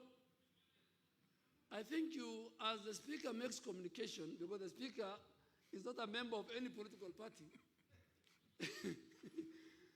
because I think, Honorable Ocheng, we need still to sit, and that's why we are leaders. We want you are one of the vibrant members of parliament. You need to represent your people. But I think going forward, Mr. Speaker, I think you need the communication you're going to give either way, Mr. Speaker, is going to set a precedent for even future parliaments. So I think it's a very, very weighty matter, both constitutionally, looking at the rights of the member of parliament, the rights of his voters, the rights of political parties, who is a parliamentary party, do you have the numbers? And the Speaker, on a small joke, you know, in the pastoralist, Honorable Chachuganya, a man who has so many camels, will agree with me. I don't know about Honorable Millie, how the fishermen behave, or the fisher women. But in the pastoralist, those who have got small goats and few animals, their decision is made by those who own 100 camels. You know, the big, those who own 200 cows, because even during drought, they help him. When there's no milk, when there's a crisis. So this is why, you know, the minority and the majority, you have to coalesce around something. Honorable Ocheng, if you are very uncomfortable with the minority, nothing will stop you. We will still do the calculation with Honorable Bandi, and if we find a slot, we will give you. So you are not isolated as such. So if you feel, because me, I thought you are more comfortable with the minority, even for your 2022 politics, but if you don't want them and they want to quarantine you, please join us. We'll do the numbers with Honorable Bandi as the Speaker gives us the communication, because we don't want to deny, we want to respect each and every member here. All that we want to do is that we must have and follow the minority and the majority and agree on who is a parliamentary party. Speaker, you know there are many people, but you need to declare in your communication who are parliamentary parties in this house. It is Jubilee, ODM, and Wiper. The rest must look for someone to surrogate. You must look for somebody to surrogate around. And the problem is not us. The problem is the people of Kenya. So No, Amani is not a parliamentary party. Fort Kenya is not a parliamentary party. MDG is not a parliamentary party. So I think, Mr. Speaker, even in your communication, it's good the country knows who is a parliamentary party. But I'm sure that, in fact, this matter Honorable Cheng has raised is not only for him. I think even for future parliaments, and even for future independent members of parliament, if they feel like they don't want to work with the minority or the majority, then being a member of parliament, they have rights, then I think your communication, Mr. Speaker, will be, and I'm sure you're up to the task, that this is a serious matter and you'll give us direction. I think we don't. I don't think we require to. No, I'll deal with the matter. You know, it's not very complex. I know the spirit. And those of you who are in the last parliament, Honorable Millie, there was a reason why we landed some things around 174. Yes. And I think, but anyway, we'll deal with it. It's not. Every member is entitled really to serve in a committee. That's a fact, whether independent or belonging to a party. It is how they get into those places, those committees that we need to determine. So I think we can leave that one at that. Let's just leave it to rest, Honorable Bui. I see there is another request from the Honorable Otiende Amolo. Thank you, Mr. Speaker. Mr. Speaker, I rise under Standing Order number 1, sub 1, on a procedural question of which I invite and seek your direction. Mr. Speaker, this is the question of the procedure for removal of a member of the Parliamentary Service Commission. Noting, Mr. Speaker, that this is a matter that touches on the Constitution, it touches on the Parliamentary Services Act, it touches on the standing orders. Mr. Speaker, I recall your communication that you made on 22nd of February 2018 during the debate on the names of the members of the Parliamentary Service Commission. And Mr. Speaker, I wish also to draw your attention to a meeting that was held actually in this chamber by one of the coalitions, the NASA coalition, on the 28th of May last month, which was attended by 124 members, either in person or by proxy. And Mr. Speaker, those members, as members of the coalition, reached a unanimous decision and resolved to effect certain changes to the composition of the Parliamentary Service Commission.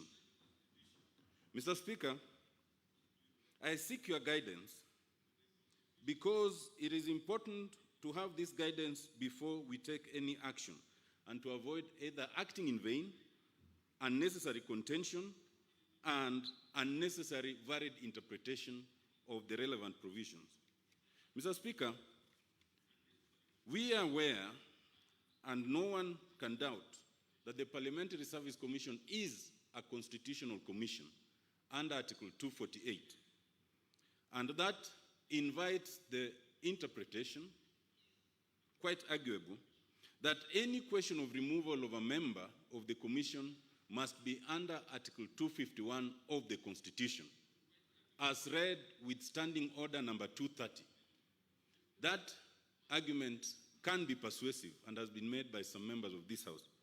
But, Mr. Speaker, it is also to be noted that, first, Article 248, which lists the constitutional commissions and lists the requirements, is very express and says, except to the extent that this constitution provides otherwise.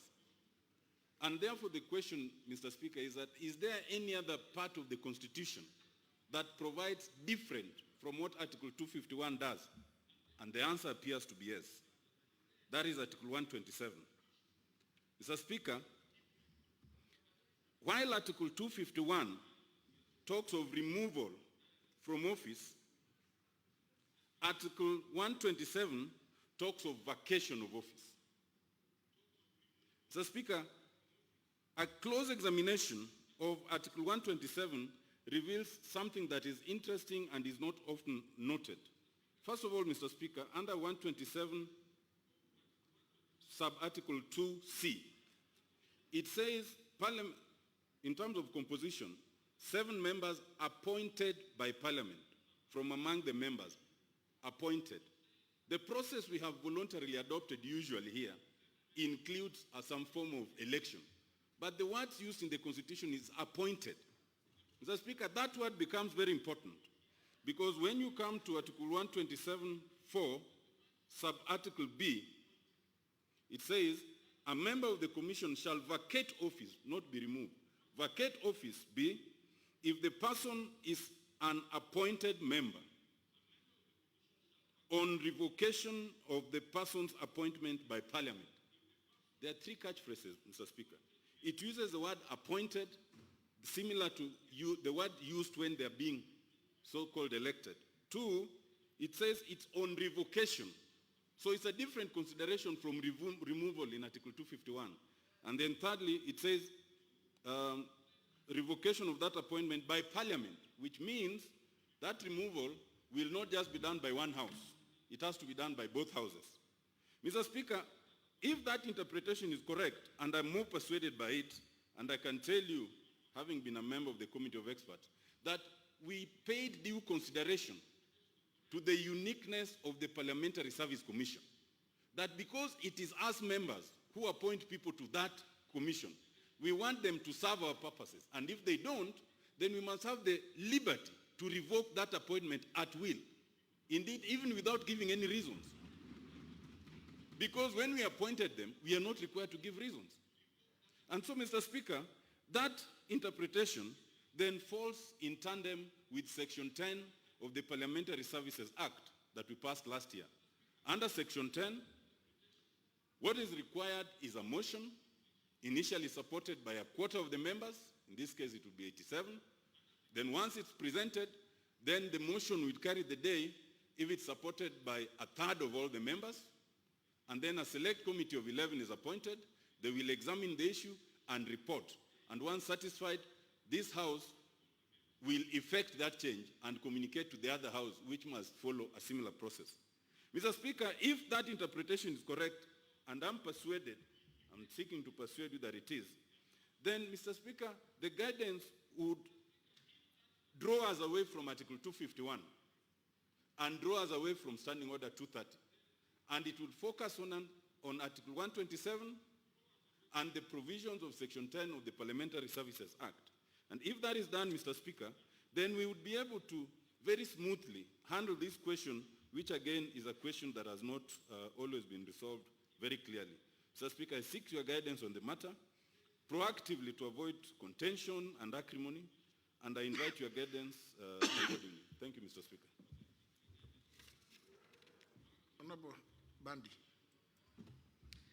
Thank you, Mr. Speaker, for giving me this opportunity. Mr. Speaker, I want to first start by thanking the Senior Counsel MP for Ariada, Honorable Tiende Amolo, for raising this matter at this stage. Mr. Speaker, it is true that I chaired a parliamentary group meeting of the National Assembly for NASA Coalition last week.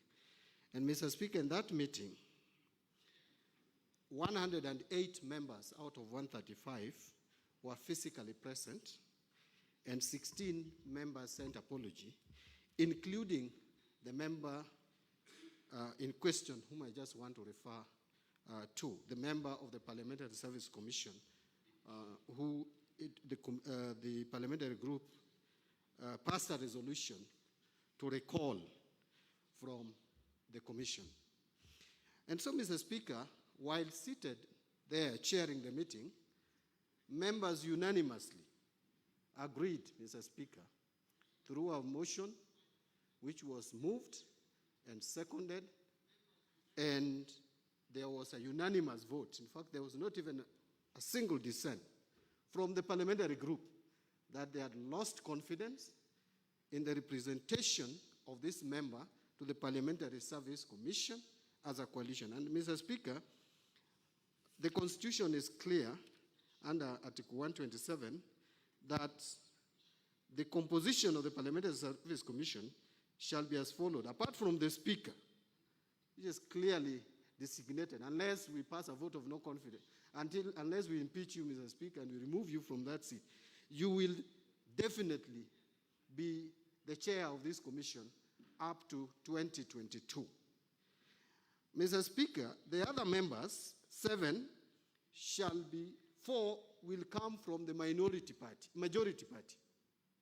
In this case, it is the Jubilee coalition. And 3 shall come from the minority coalition or minority party, which in this case is NASA coalition. And then there are 2 who will come from outside.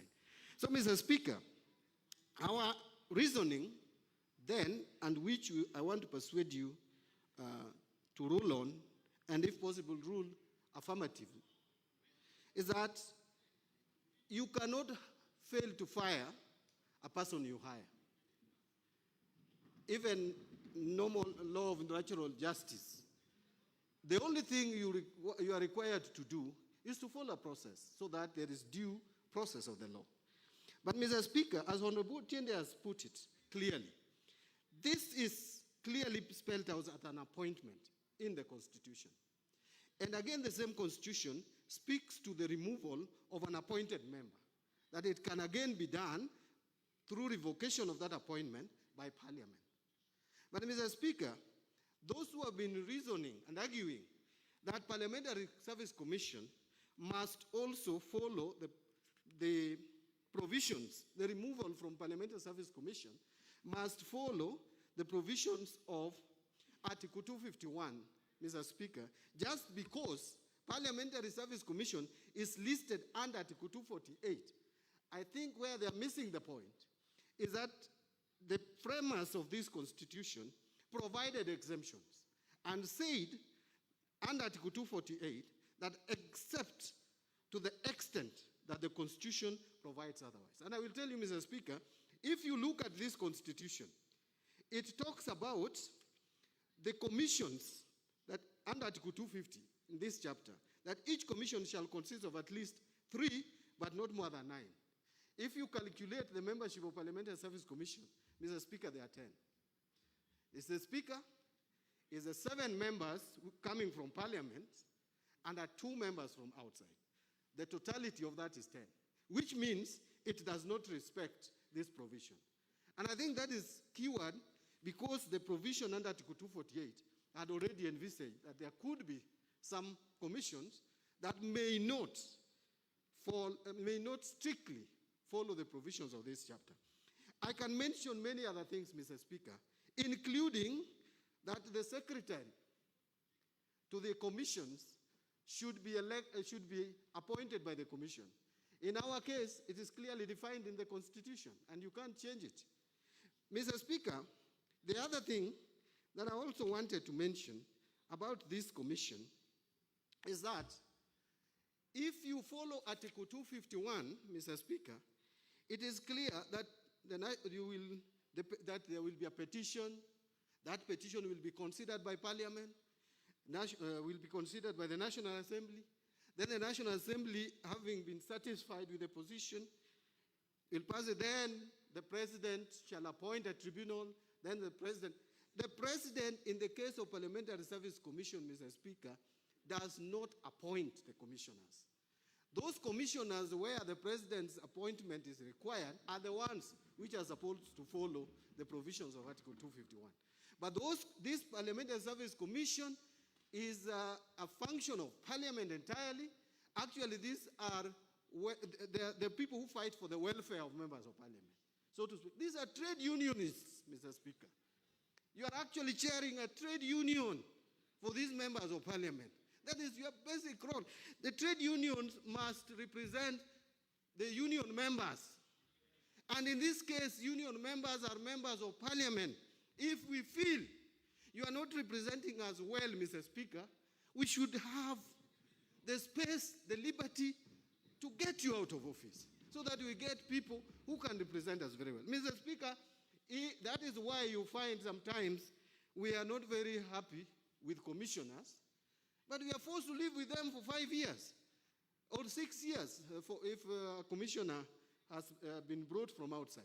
Mr. Speaker, I want to request you and seek that you rule that these commissioners, we can revoke, as the Constitution says, their appointment to this commission as a house which has appointed them. And so that we can be able to have a commission which will represent the interests of these members of parliament. I am not saying that this commission has failed in total, but I'm saying if there is a member of that commission, one or two or even all, we should be able as a house to recall them. We should be able as a house to reprimand them. Mr. Speaker, that is my contention, and I beg that you rule. Thank you. Now, I see that the member for Ugenya wants to weigh in on this also. Mr. Speaker, thank you so much. I know I'm isolated. Probably I'm quarantined. Mr. Speaker, I want to agree with the adage that he who appoints should have the powers to fire. Mr. Speaker, one unique thing about our new constitution is about how it deals with so many issues independently. Mr. Speaker, the provisions for removing commissioners at 251 are okay, but I agree with Honorable Tiende that the PSC is a self-contained commission with very clear procedures of appointment that doesn't go to the public. They're done from here, just like the CRA, the question of revenue allocation. Mr. Speaker, as you make your ruling on this matter, I just want to draw attention to just two things. That under 127, there are appointments through two ways. Appointment through appointment and appointment through nomination. And that law indicates how each is dealt with. That's why it says those appointed, and these are the members of parliament really, who are nominated, Mr. Speaker, I suppose, is what they're talking about in 4A. Because the appointments, the 7 of them, under 1, 4 shall be by the majority, 3 by the minority. Those ones are the ones whose whose revocation happen by 1, end of their term, or 2, if they cease to be members. Now, Speaker, this is very important to be noted. And that's why number 2, that is now 4B, talks about those who are appointed through appointment by this assembly. So, Speaker, I know this is a very silly season in our country, and I pray for wisdom for you when dealing with this.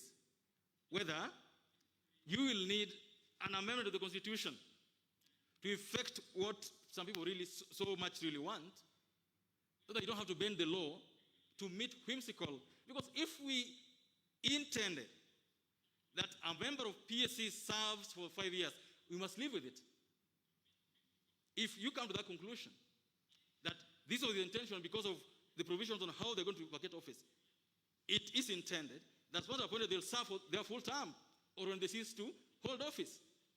The other 2 are the ones that we provide for, that Parliament can disappoint, as it were. So, Mr. Speaker, this is not a cut and dried issue, as the 2 members would want us to believe. It is something that requires a lot of wisdom, looking at, based on that fact, that the same law that provides how they're appointed provides how they'll vacate office. Mr. Speaker, those are my comments on this matter. And I see Honorable Sankoko also wants to weigh. Thank you very much, Honorable Speaker. Honorable Speaker, yes, 4 commissioners from the majority side, 3 from the minority, and 2 who are independent, who are appointed by this House. Honorable Speaker, even a member of parliament who is supposed to serve for 5 years, there is a process of recalling that particular member of parliament. Honorable Speaker, if you have been appointed by a group or by somebody, then that person have the power to disappoint you. If you are hired, that person have the power to fire you. As far as the due process of the law is followed. We cannot say, Honorable Speaker, that now, since you have been appointed as a commissioner, you can go and do whatever you want to do and disappoint those who appointed you and remain there because you have 5 years. Honorable Speaker, it is not possible. Even the president, there is a process of removing the president. Honorable Speaker, you are the third most powerful person in the country, but there is a process of removing you from that seat, Honorable Speaker. Not second, he's the third most powerful person in the country. Honorable Speaker, so what I'm simply saying is that if the ODM or NASA coalition followed the due process of the law in removing Aisha Juma, Honorable Speaker, then your communication will be to that effect. The process of the law must be followed. Thank you very much, Honorable Speaker. Honorable Russell. Thank you very much, Honorable Speaker, for this opportunity. Honorable Speaker, Article 251(2). A person desiring the removal of a member of commission or of a holder of an independent office on any ground specified in Clause 1 may present a petition to the National Assembly setting out the alleged facts constituting that ground. Mr. Speaker, this House is the seat of democracy in this land. It is where democracy must be fiercely protected. Mr. Speaker, in democracy, they say the majority will have their way and the minority will have their say. Two of very fundamental issues that touching on the member for Ugenya and this particular one on Parliamentary Service Commission have been presented before you. Mr. Speaker, when we look at the political landscape in this country, over the last few months, there's a lot that is going on. But this House must pronounce itself to the rule of law and constitutionalism so that even the minorities in this House, they must feel protected. Article 95 of our Constitution is a very important article. Article 94 on the role of Parliament is clear on what is expected both of this House and Article 95 on what is expected of us as individual members or even the appointed, such as 001, in terms of protecting the fundamentals of this Constitution, which protect each and every citizen of our country. Mr. Speaker, finally, I want to really say this. Nothing shall hinder the independence of Parliament. We can have our different political persuasion, but the independence of the National Assembly is fundamental. Thank you, Honorable Speaker. Honorable Danita Gatti, you want to weigh on this one or is it something different? Thank you very much, Honorable Speaker, for this opportunity to weigh in. Mr. Speaker, sir, I want really, because we are talking about Parliamentary Service Commission, and Mr. Speaker, I want from the onset to just say, on behalf of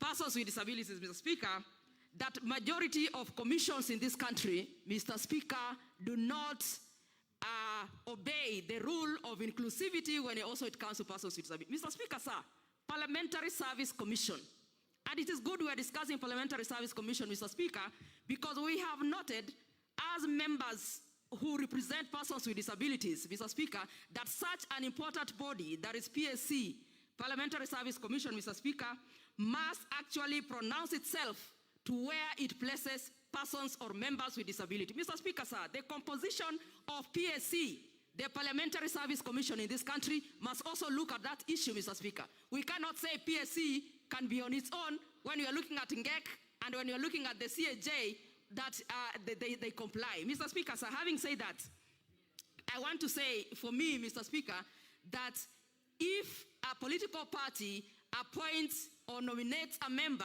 to represent the political party into any commission, it is the prerogative and responsibility, Mr. Speaker, of the member who has been appointed and given that opportunity to actually represent the political party. What is the point, Mr. Speaker? Because we all pay allegiance to political parties, we all pay allegiance to our coalitions. Mr. Speaker, sir, I want to really support and say that Parliamentary Service Commission, just like any other commission in this country, must also pronounce itself very clearly, Mr. Speaker, where persons with disabilities fall when we are talking about inclusivity in this country. Mr. Speaker, sir, I beg to stop there. Honorable Tom Oluoch, member for Madare. Thank you, Mr. Speaker. First of all, I want to agree entirely, and I'm persuaded by the arguments advanced by Honorable Otiende Amolo and ably supported by my minority leader. Mr. Speaker, in short, what I seems to be gathering from this argument is that the House, or in your ruling, we should be persuaded that deference should be given to Article 127 of the Constitution to the extent that the procedure there takes precedent over that in 251. In short, what 127 seems to be saying, and I'm persuaded, is that a member in PSC can be de-whipped the same way you de-whip members from a committee, because that is the nominating entity. The only thing, Mr. Speaker, that I want to persuade you to add in your ruling when you're considering this ruling is that under Article 147 of the Constitution and the Fair Administrative Actions Act, there would ordinarily be the requirement to be given the opportunity to be heard when you're de-whipping. And I want to persuade you to find or to put in your ruling that for purposes of Article 47 and the Fair Administration Actions Act, the provision under Section 10 of the Parliamentary Service Act, to the extent that it forms a committee that will give that opportunity, will suffice, and there is no reason to defer back to the political party to form a disciplinary forum for purposes of being heard. I thank you, Honorable Speaker. Very well. Looks like, did I see the Honorable Mbui? Yes.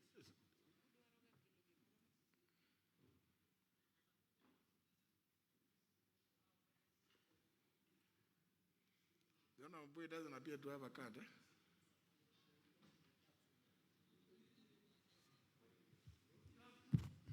Thank you, Chair. Chair, I think, Mr. Speaker, when I look at the arguments forwarded by the two sides, because I've heard one talk about Article 251, it is true that 251 actually talks about independent commissions and office holders. But when I look at the Constitution of Kenya, Article 127 is specifically about the Parliamentary Service Commission.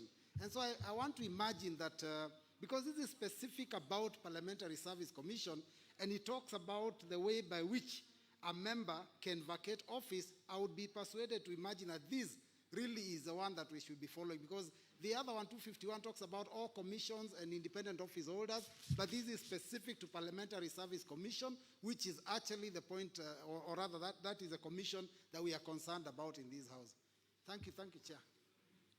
Very well. I think we'll give a ruling on it. Next order. Order number 8, procedural motion, limitation of debate. Leader Majority.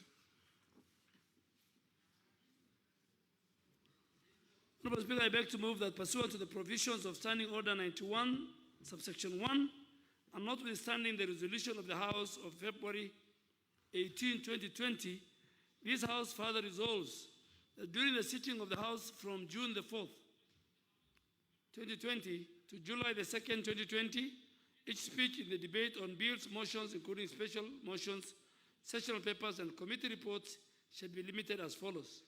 A maximum of 2 hours, with not more than 10 minutes for the mover in moving and 5 minutes in replying, a maximum for 5 minutes for any other member speaking, except for the leader of majority party, the leader of the minority party, and the chairperson of the relevant committee, who shall be limited to a maximum of 10 minutes, and that priority in speaking be accorded to the leader of the majority party, the leader of the minority party, and the chairperson of the relevant committee in that order, provided that the resolution shall not apply not only to the second reading of the finance bill and the debate of the budget and estimates and the committee of supply for the financial year 2020-2021. So, Mr. Speaker, the House Business Committee under your chair felt that because of the situation in which we are in, we want to create time limit for bills and motions, give more members time to speak, and reduce, the time which was being given to the mover and the seconder, except for 3 items which are important to the people of Kenya: the finance bill, the budget estimates, and the committee of supply for the financial year 2020-2021. So this is just only for this period between now, in fact, between Thursday this week until July the 2nd, when we shall go for a short recess if the House agrees with the calendar. So there is a procedural motion before us. It's meant to guide the House on the manner in which debate will be carried out. It seeks to set timelines for members contributing before the House. And I beg to move and ask the leader of minority to second, because he's a member of the House Business. Ambadi. Thank you, Mr. Speaker. Mr. Speaker, actually, I second this motion. Mr. Speaker, there's nothing really much to say about the motion that has been moved by the leader of majority, because it's a procedural motion. We are just trying to set ground rules on how many or what amount of time is available for the mover, the seconder, and also for other members speaking, and the leadership of the House from both sides. So, Mr. Speaker, I second. Mr. Speaker, my only issue, Mr. Speaker, was the 2 issues that were raised. Mr. Speaker, the 2 issues that were raised. Honorable Chepkut, Mr. Speaker, the 2 issues that were raised earlier, they affect mostly minority side. I was requesting for an indication of possible time of making the ruling, because when you contact trace and you find someone needs isolation, that isolation needs to be done quickly. Otherwise, others may be infected. So that's my request, that if possible, the rulings are made quickly, possibly this week, Thursday, so that I can start the process of dealing with Aisha Juma. Thank you, Mr. Speaker. I second.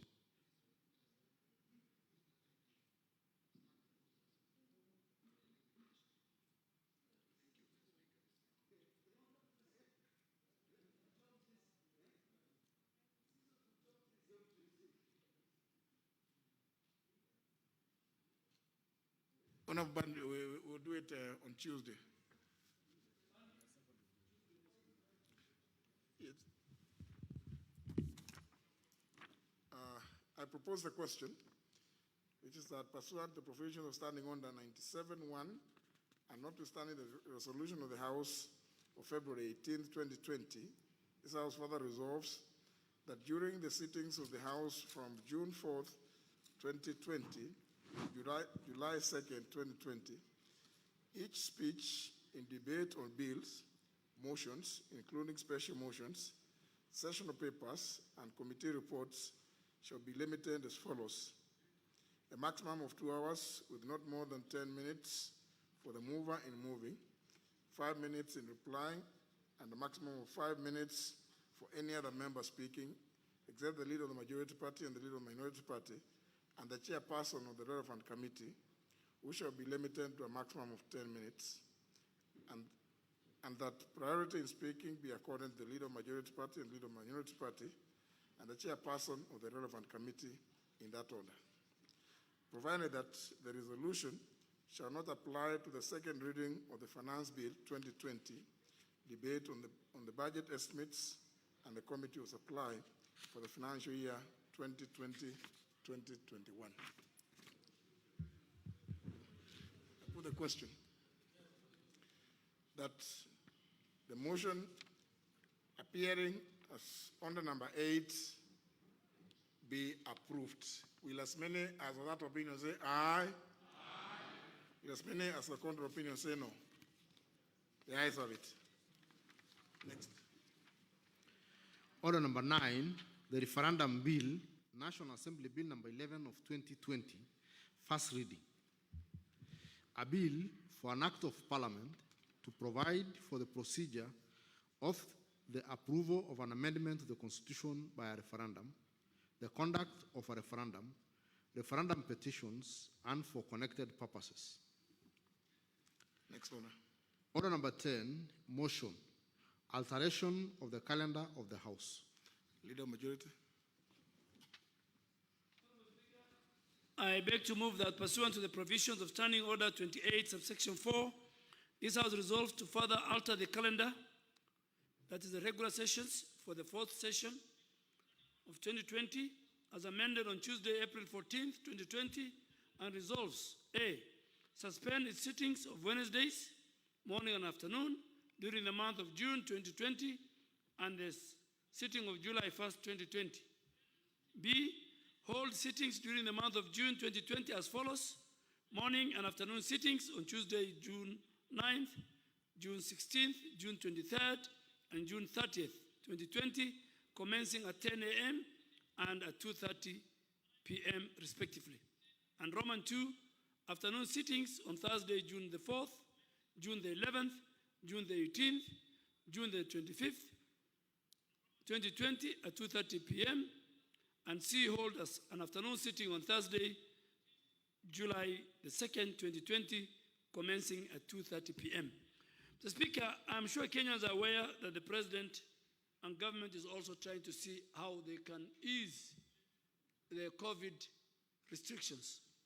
So looking at the business before the House, the budget, the Committee of Supply, the Finance Bill, the House Business Committee under your leadership felt that we can sit twice a week.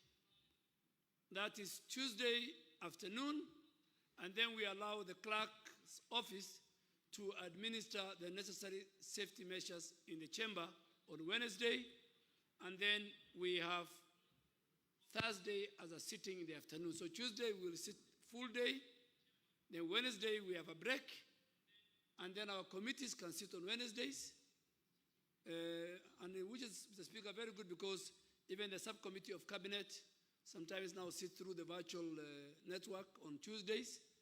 So we sit on Tuesday afternoon, morning and afternoon, and then Wednesday we allow the public health and our clerk and the parliament to take care about our safety of the chamber.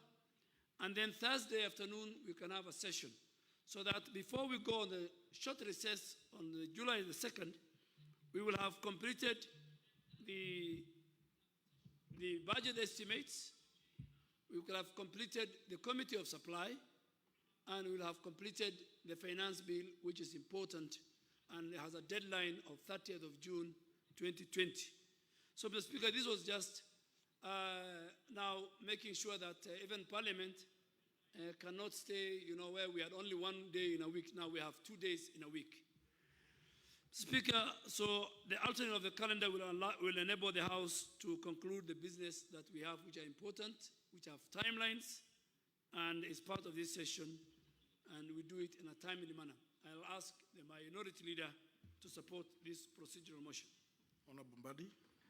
Mr. Speaker, again, I support just by saying that in simple words, what we are calling for the month of June is to have 3 sittings, the sitting on Tuesday morning and afternoon, have Wednesday free for preparation for Thursday. Then Thursday we sit in the afternoon. So we will be sitting a little more than we have been sitting since this pandemic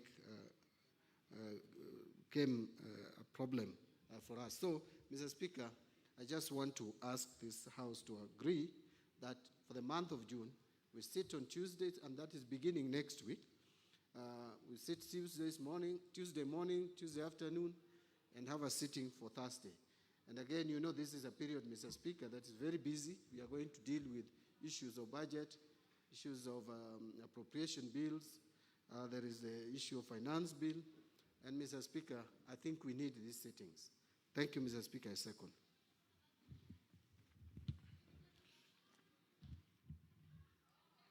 I propose the question, which is that pursuant to the provision of standing under 28, subsection 4, this House resolves to further alter its calendar, regular sessions, for the fourth session, 2020, as amended on Tuesday, April 14, 2020, and resolves to A, suspend its sittings on Wednesdays, morning and afternoon, during the month of June 2020, and the sitting of July 1st, 2020. B, hold sittings during the month of June as follows. 1, morning and afternoon sittings on Tuesdays of June 9th, June 16th, June 23rd, and June 30th, 2020, commencing at 10 a.m. and 2:30 p.m. respectively. And 2, afternoon sittings on Thursdays of 4th June, June 11th, June 18th, June 25th at 2:30 p.m. And C, hold an afternoon sitting on Thursday, July 2nd, 2020, commencing at 2:30 p.m.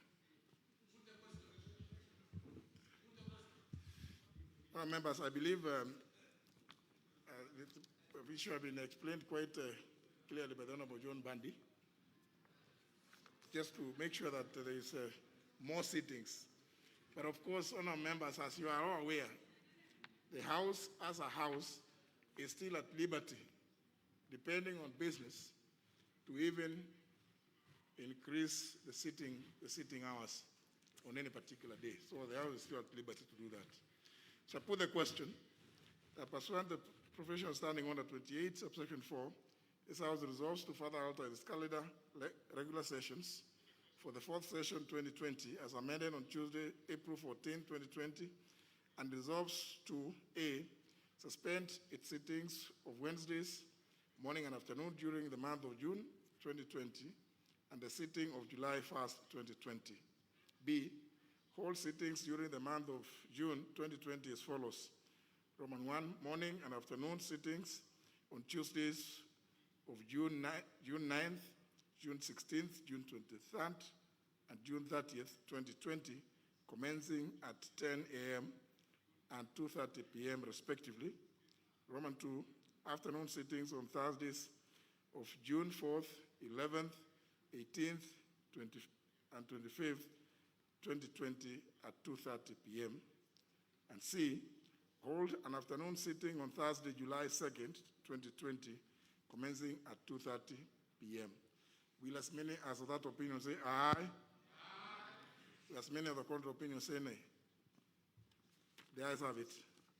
So, honourable members, I think it is fair, and I hope that this is widely circulated, because we're going to have more sittings, so that members can indicate now, you know, whether they want to attend morning sittings, particularly on Tuesdays, and afternoons, or Thursdays. I think this increases the number of members who will be able to participate. So starting Tuesday next week, there will be morning sittings. Next order.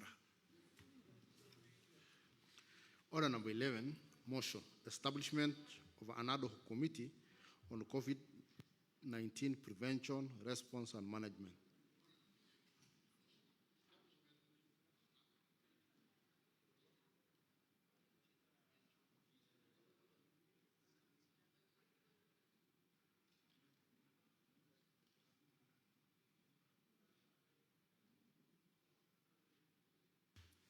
It's free for, there's no particular member who was on the floor. The motion had been moved by the Honorable Ngujiri Wambugu, seconded by the Honorable Otiende Amolo. So debate can continue. I assume that we just go by the list. I see the Honorable Sankok is the first on the board. Thank you very much, Honorable Speaker. And thank you, Honorable Wambogo, for bringing such a very important motion at this particular time that we are faced with this international pandemic. Honorable Speaker, this pandemic has crippled our economy, not only in Kenya, but all over the world. Honorable Speaker, our businesses are dying. Our people are suffering. And more specifically, persons with disability. Honorable Speaker, and I will start by thanking the President of the Republic of Kenya for setting aside 200 million to cushion vulnerable persons with disability. Targeting is taking place.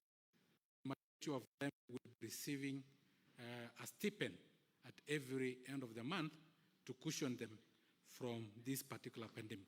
That is on top of the cash transfer to severely disabled persons. Honorable Speaker, this motion is very important because this disease is highly contagious, and we need as a House to come in and allocate funds to be able to fight such a pandemic, Honorable Speaker. Honorable Speaker, and let us remind our people to stay safe by sanitizing, by keeping social distance, by washing hands. Honorable Speaker, and other countries have taken even some drastic measures, Honorable Speaker. Here in Europe, it is now illegal, Honorable Speaker, for people to move from one house to another, Honorable Speaker. In our case, we are allowed 15 people, Honorable Speaker. So, Honorable Speaker, the mover did bring a motion that is very important. And we are lucky, Honorable Speaker, that this disease is not airborne, because if it was airborne, even in this particular building, it would have been very dangerous.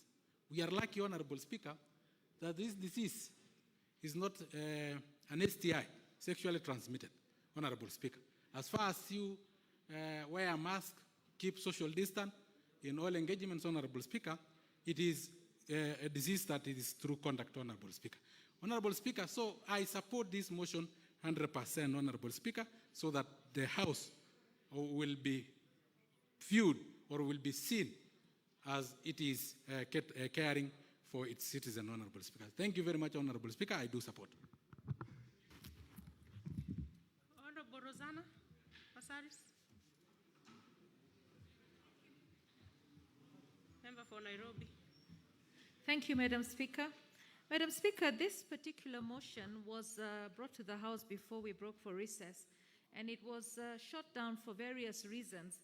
I'm a member of the Health Committee, and when you look at COVID is a health crisis. It's a health pandemic all over the world. And of course, it has social and economic effects as well. And when we look at the members that were put in this particular select committee that the honorable member wants to put forward, we realize that there are hardly any members of the Health Committee there. And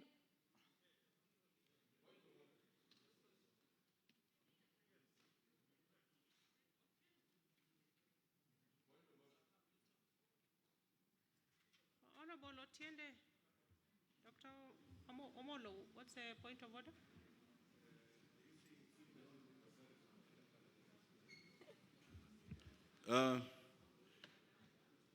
Madam Speaker, it is not my intention, and I would never take pleasure in interrupting the honorable member for Nairobi. But she commences by saying this particular motion was brought and it was shot down. As a matter of fact, debate had not commenced. So whether supporting or not is okay, but I think that particular part should be corrected. Thank you. Yeah, that's correct, Honorable Pasaris. We are actually beginning debate on the motion. So you can write that, correct that. Okay, thank you. I stand corrected, Madam Speaker. Madam Speaker, at that particular time when we were sitting down and when we were having this discussion in the House, we actually were of the opinion that we already have many committees in Parliament. And every committee is handling whichever area of the coronavirus that its particular committee has to handle. Like for us, we handle all matters pertaining to health in the Health Committee. Now, when I looked at this list of members, that the membership of the committee, I realized that you cannot be discussing a health pandemic as a committee and avoid members of the Health Committee. And even if they were to include the members of the Health Committee, then we would ask ourselves, at which particular point are we going to be able to contribute and take effect in terms of COVID? In our own mother committee, which is the Health Committee, or in this select committee? Madam Speaker, we have something called the Sustainable Development Goals. The Sustainable Development Goals, if we were supposed to think of a committee that a select committee that needs to be formed, then we have to look at the Sustainable Development Goals. But why haven't we had a Sustainable Development Goals committee, select committee? It's because each and every committee in this House addresses the area pertaining to whatever issue we have as a country.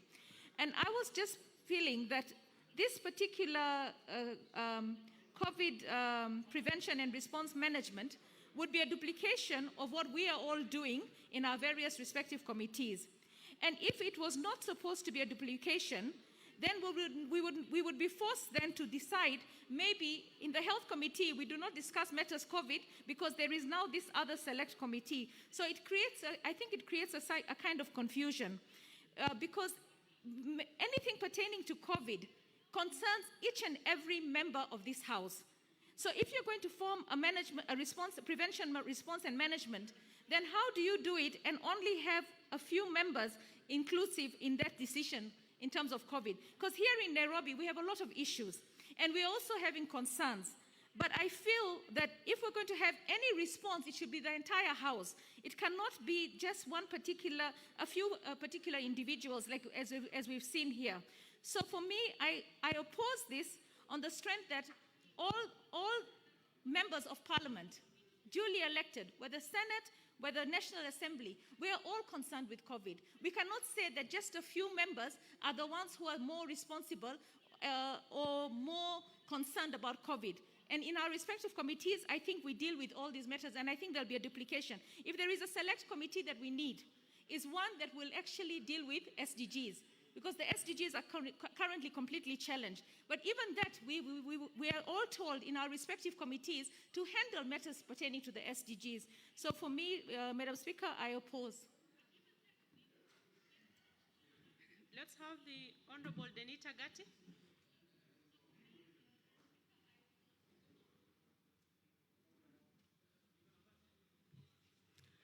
Thank you very much, Honorable Speaker, for the opportunity to support, Madam Speaker, and say this. Madam Speaker, this committee, the ad hoc committee on COVID-19, it is a great idea, Madam Speaker, by the member for Nyeri Town, the Honorable Ngujiri. Madam Speaker, because it has come at a very, very opportune time that it seeks to cushion and it seeks to find answers, Madam Speaker, to the pandemic that is COVID-19 in this country. Honorable Gatti, I thought you were moving an amendment to the motion. Madam Speaker, I want to also move an amendment, Madam Speaker. So go straight to the amendment. Madam Speaker, I want to move this amendment, Madam Speaker, simply because of the lack of inclusivity and inclusion on the part of membership to the committee. Madam Speaker, I seek to move an amendment to the motion on the establishment of the ad hoc committee on COVID-19 response management. Madam Speaker, this is simply because the member of parliament who has moved this motion, Madam Speaker, has blatantly forgotten to include membership from members of parliament, persons with disabilities.